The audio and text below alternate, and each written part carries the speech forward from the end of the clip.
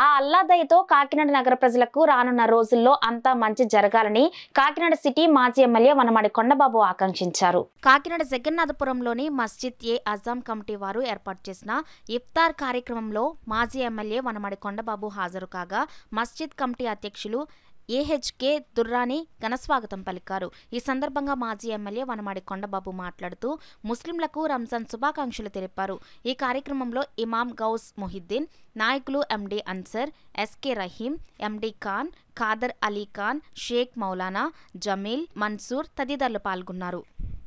చాలా సంతోషం.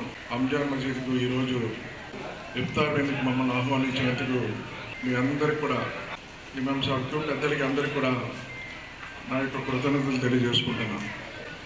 ఈ పవిత్ర రంజాన్ మాసంలో ఉపవాసాలతో ఎంతో భక్తి శ్రద్ధలతో అల్లాహ్ని పూజిస్తూ ఉంటారు. ఈ యొక్క పవిత్ర రంజాన్ మాసంలో మీరందరూ కూడా మీ జీవితంలో ఏదైతే కోరుకుంటున్నారో వ్యక్తిగత జీవితంలో ఆ కోరికలన్నీ నెరవేరాలని అల్లాహ్ దయ వల్ల మీకు భగవంతుడు ఆయురారోగ్యాలు ఇచ్చి చల్లగా చూడాలని అనుకునేవన్నీ జరగాలని కోరుకుంటున్నాం.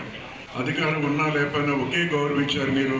మిమ్మల్ని జన్మలో మర్చిపోలేనప్పుడు ఈ సందర్భంగా తెలియజేస్తున్నాం. మీ అందరూ కూడా అల్లాహ్ దయ వల్ల భవిష్యత్తులో గతంలో ఏ విధమైన సహకారం అందించానో అదే విధంగా సహకారం అందించడానికి అల్లాహ్ దయ నా మీద ఉండాలి.